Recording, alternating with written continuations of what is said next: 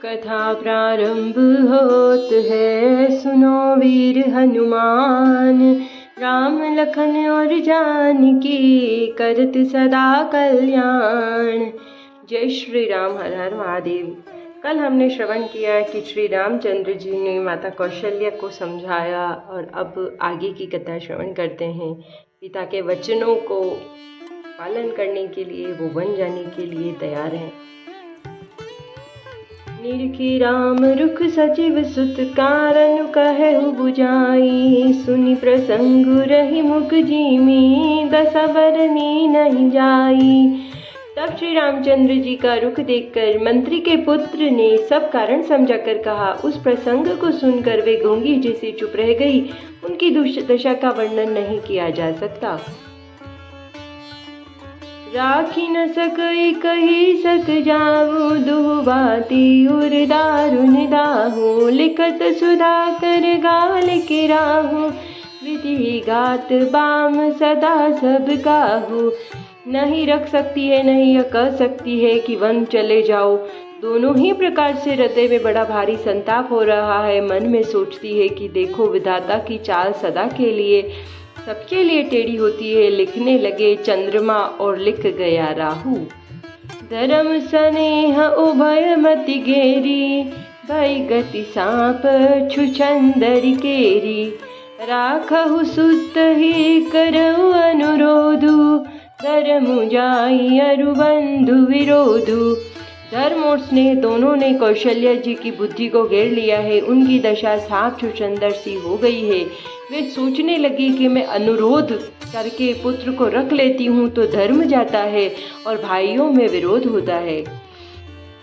कहु जान बन तो बड़ी हानि, संकट सोच विवश भई रानी। बहुरी समुचित धर्म सुसयानी, राम भरत दो सुत समझानी। और यदि वन जाने को कहती हूँ तो बड़ी हानि होती है। इस प्रकार के धर्म संकट में पड़कर रानी विशेष रूप से सोच के वश हो गई। और फिर बुद्धिमती कौशल्या जी स्त्री धर्म प्रतिव्रत धर्म को समझकर और राम और भरत दोनों पुत्रों को समान जानकर सरल स्वभाव राम महतारी, बोली वचन धीर धरि भारी। तात जाऊं बल कीने उन्हीं का, पितु आयसु सब धर्म कटीका। सरल स्वभाव वाली श्री रामचंद्र जी की माता को बड़ा धीरज धर कर वचन बोली। हे तात, मैं अब बलिहारी जाती हूँ। तुमने अच्छा किया। पिता की आज्ञा का पालन करना ही सब धर्मों का शिरोमणि धर्म है। सिया राम जय जय राम। श्री राम जय सिया राम। राजु देन कही दीन बनु, मोहि न सो दुख लेसु। तुम बिनु भरत ही भूपत ही, प्रज ही प्रचंड कलेसु। राज्य देने को कहकर वन दे दिया, उसका मुझे लेश मात्र भी दुख नहीं है। दुख तो इस बात का है कि तुम्हारे बिना भरत को, महाराज को और प्रजा को बड़ा भारी क्लेश होगा। जो केवल पितु आयसु ताता, तो जनिका जाहु जानी बड़ी माता। जो पितु मातु कहु वन जाता, तो कानन सत अवध समाना। माता कहती है कि हे तात, यदि केवल पिता की ही आज्ञा हो तो माता को बड़ी जानकर वन को मत जाओ। किंतु यदि पिता माता दोनों वन जाने को कहा हो तो वन तुम्हारे लिए सैकड़ों अयोध्या के समान है। पितु वन देव मातु वन देवी, खग मृग चरण सरोरुह सेवी। अंतहु उचित न प्रहि बनवासु, भय बिलो की होई हरासु। वन के देवता तुम्हारे पिता होंगे और वन देवियां माता होंगी। वहाँ के पशु पक्षी तुम्हारे चरण कमलों के सेवक होंगे। और राजा के लिए अंत में तो वनवास करना ही उचित है। केवल तुम्हारी अवस्था देखकर हृदय में दुख होता है। बड़ भागी बनु अवध अभागी, जो रघुवंश तिलक तुम त्यागी। जो सुत कहो संग मोहि लेहु, तुमरे हृदय होई संदेहु। हे रघुवंश के तिलक, वन बड़ा भाग्यवान है और यह अवध अभागी है जिसे तुमने त्याग दिया। हे पुत्र, यदि मैं कहूँ कि मुझे भी साथ ले चलो तो तुम्हारे हृदय में संदेह होगा कि माता इसी बहाने मुझे रोकना चाहती है।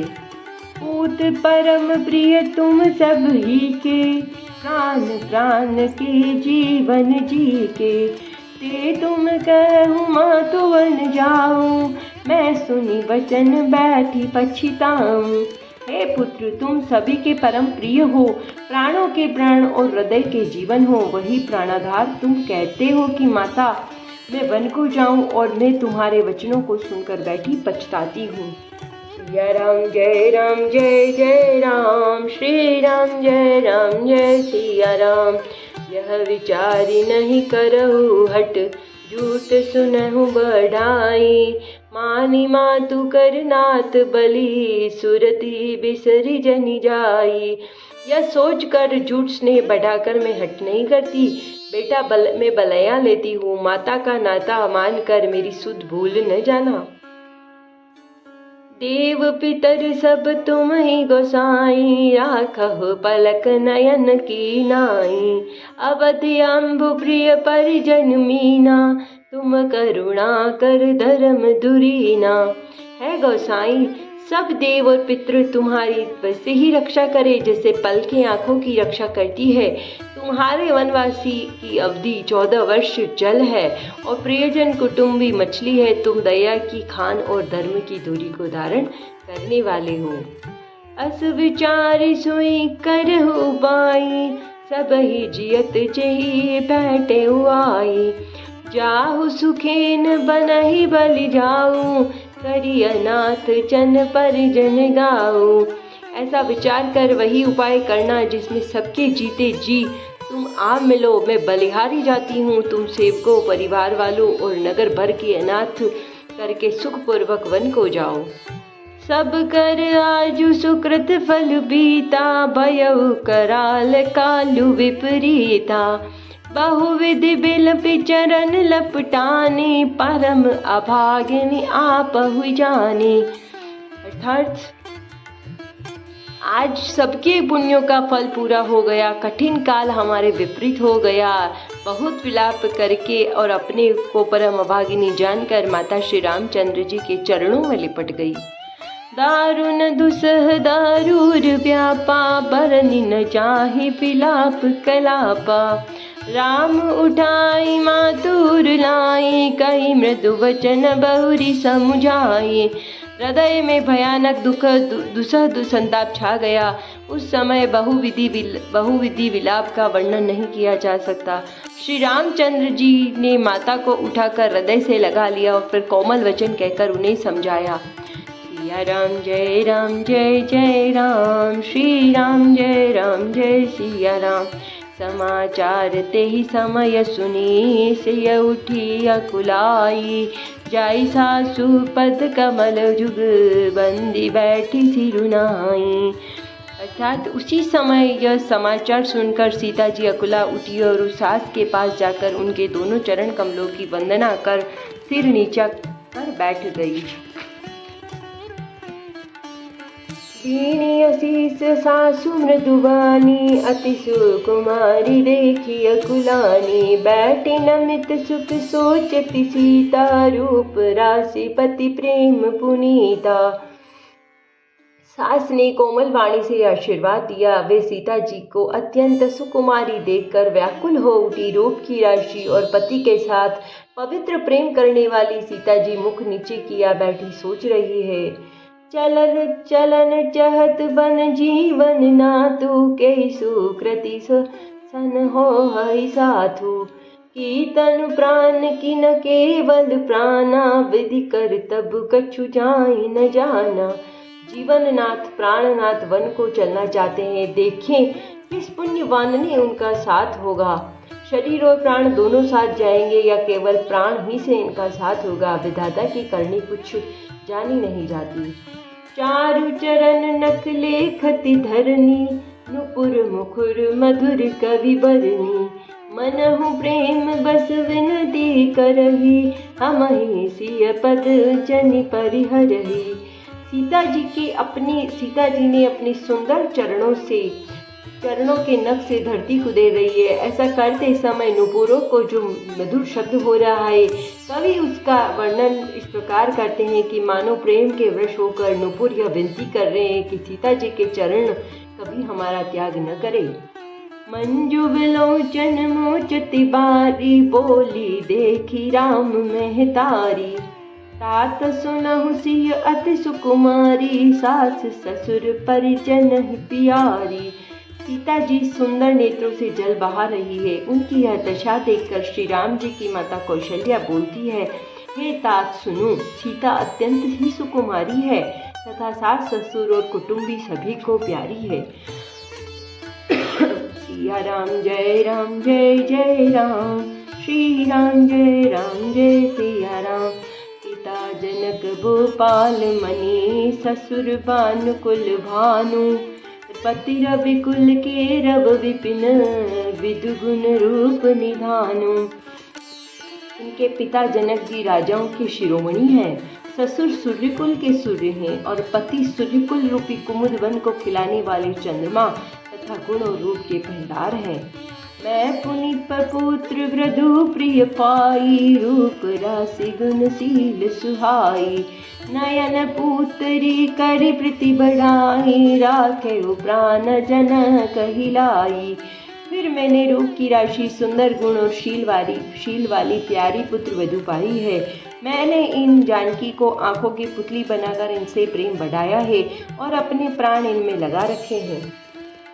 कलप बेली जिमि बहुविधि लाली, सींचि स्नेह सलील प्रतिपाली। फुलत फलत भयउ विधि वामा, जाने न जाई काह परिणामा। इन्हें कल्पलता के समान मैंने बहुत तरह से बड़े लाड़ जाग के साथ स्नेह रूपी जल से सींच कर पाला है। अब इस लता के फलने के समय विधाता अवाम हो गया है। कुछ जाना नहीं जाता कि इसका परिणाम क्या होगा। पलंग पीठ तजि गोद हिंडोरा, सियन दीन पग अवनि कठोरा। जियन मोरी जिमि जोगवत रहू, दीप बाती बनहि टारन कहू। सीता ने पर्यंक पृष्ठ पलंग के ऊपर गोद और हिंडोले को छोड़कर कठोर पृथ्वी पर कभी पैर नहीं रखा। मैं सदा संजीवनी जड़ी के समान इनकी सावधानी रखवाली करती रही हूँ, कभी दीपक की बत्ती को हटाने को भी नहीं कहती।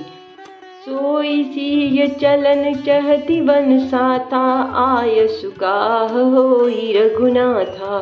चंद किरण रस रसिक चकोरी, रवि रुक नयन सकय किमि जोरी। अर्थात वही सीता अब तुम्हारे साथ वन को चलना चाहती है। हे रघुनाथ, उसे क्या आज्ञा होती है? चंद्रमा के किरणों का रस चाहने वाली चकोरी सूर्य की ओर आंख किस तरह मिला सकती है? सिया राम जय राम, श्री राम जय सिया राम। करिके हरिणी सी चर चरही, दुष्ट जंतु बन भूरी। विषवाटिका की सोह सुत, सुभग संजीवनी मोरी। हाथी सिंह राक्षस आदि अनेक दुष्ट जीव जंतु वन में विचरते रहते हैं। हे पुत्र, क्या विष की वाटिका में सुंदर संजीवनी बूटी शोभा पा सकती है? कथा विसर्जन होत है, सुनो वीर हनुमान। राम लखन और जानकी, करत सदा कल्याण। जय श्री राम। हर हर महादेव। नमः पार्वती पतये।